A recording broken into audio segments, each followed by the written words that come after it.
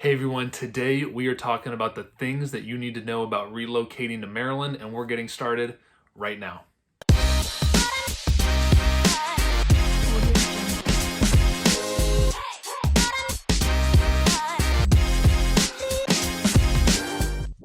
Hey everyone, welcome back to the channel where we discuss all things living in Maryland. So if that's the kind of information you're looking for, you are in the right place.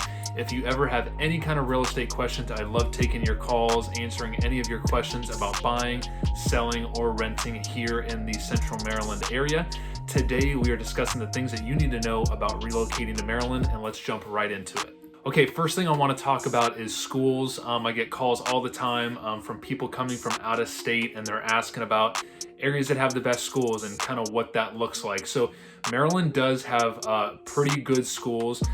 We are nationally ranked number 4 in the country. So pretty good. About 10 years ago, we were actually number 1. So we've headed in the wrong direction there, but hopefully we can start getting close back to that number 1 spot here in the coming years.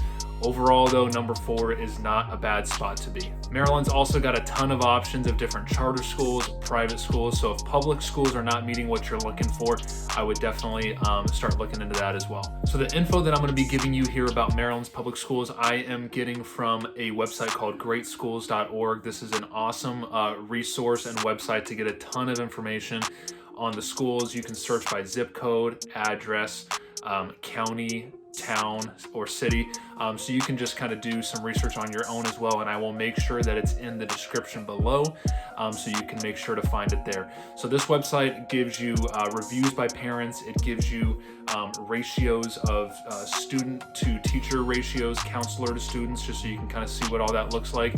Number of students in the school. It also goes over demographics. And just it goes into a ton of detail. So I would definitely check that out if you are interested in seeing what the schools are like, especially in specific areas. All right, so based on my personal experience here in the area, just working with different buyers for several years now, it seems that Howard County, Montgomery County have the most demand as far as people coming to those areas specifically for the schools.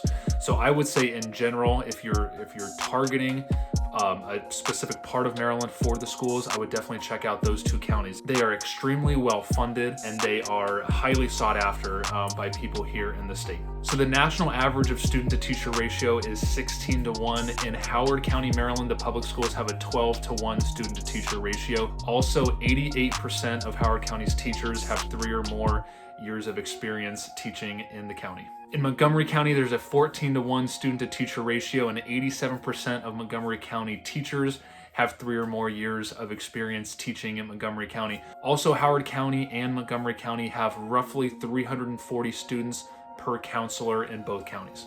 And in Baltimore County, just to kind of give you an idea of some of the differences there, you are looking at 16 to 1 student to teacher ratio.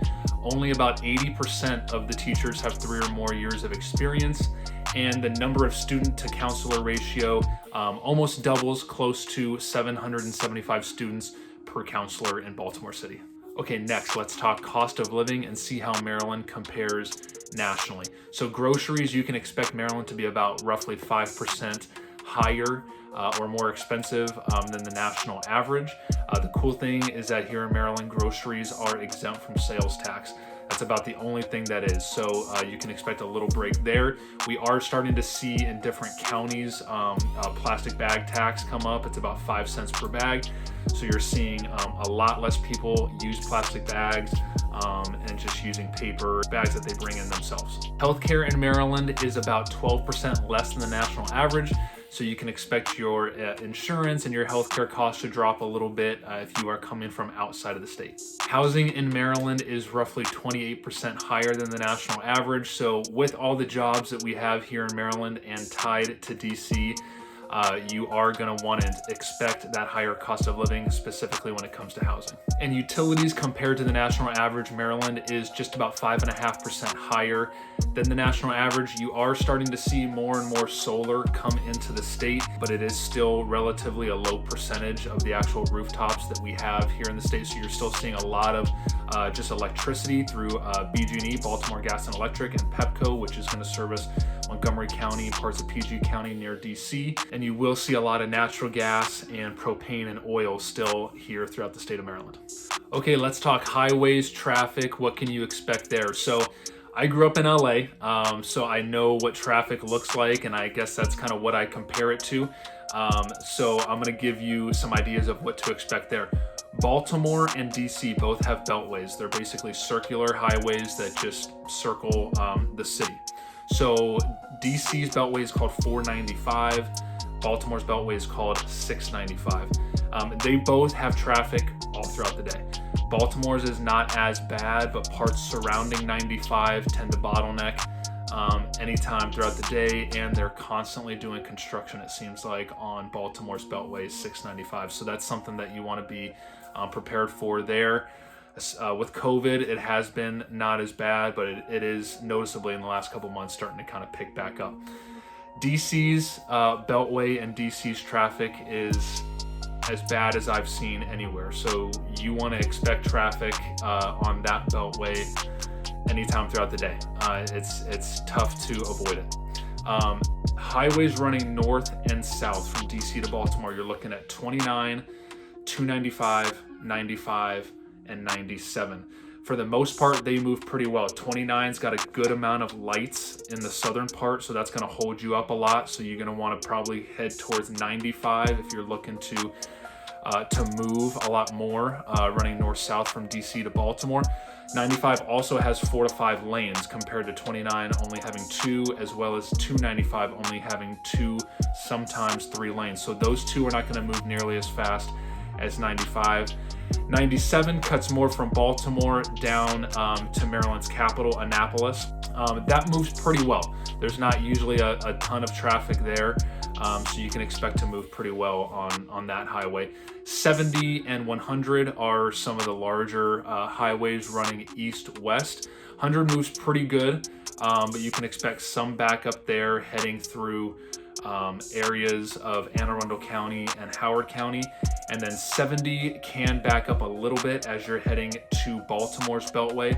But once you get out into Howard County part of 70 and heading towards Frederick, it's usually pretty open and very little traffic on that highway. And then 200 is a Maryland toll. So if you are looking to kind of avoid part of the northern DC beltway, 200 is a great option that you can use. It cuts over from 270 over to 95. So it can kind of help you if you're heading from the western part of Montgomery County and maybe heading towards the Baltimore area.